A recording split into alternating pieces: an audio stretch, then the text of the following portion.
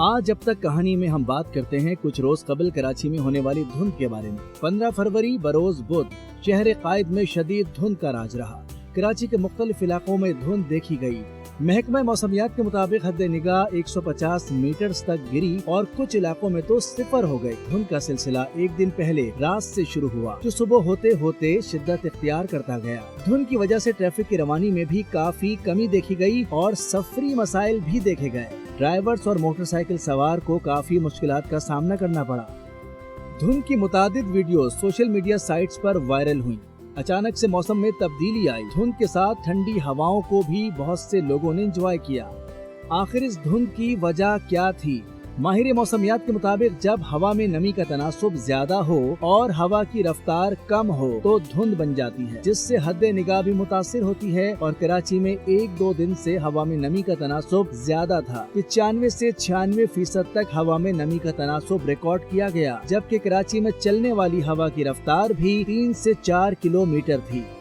धुंध की एक वजह ये भी होती है कि जब मौसम तब्दील हो रहा होता है, जैसे सर्दी से अब गर्मी का मौसम शुरू हो रहा है, इसके बायस भी धुंध बनती है। लेकिन महकमा मौसमियात कराची में होने वाली इस धुंध को धुंध नहीं कह रहा, क्योंकि एयर क्वालिटी इंडेक्स ने इस बात की तस्दीक की है कि ये धुंध इस वजह से थी क्योंकि आलूदगी की सतह कराची में बढ़ गई है। एयर क्वालिटी इंडेक्स, जो शहर के कम से कम 4 स्टेशनों का इस्तेमाल करते हुए कराची की हवा के मयार की निगरानी करता है, रिपोर्ट किया है कि बुध के रोज कोरंगी सेक्टर 15 स्टेशन का एयर क्वालिटी इंडेक्स 275 रिकॉर्ड किया गया, जो कि इंतहाई गैर सेहत बख्श है।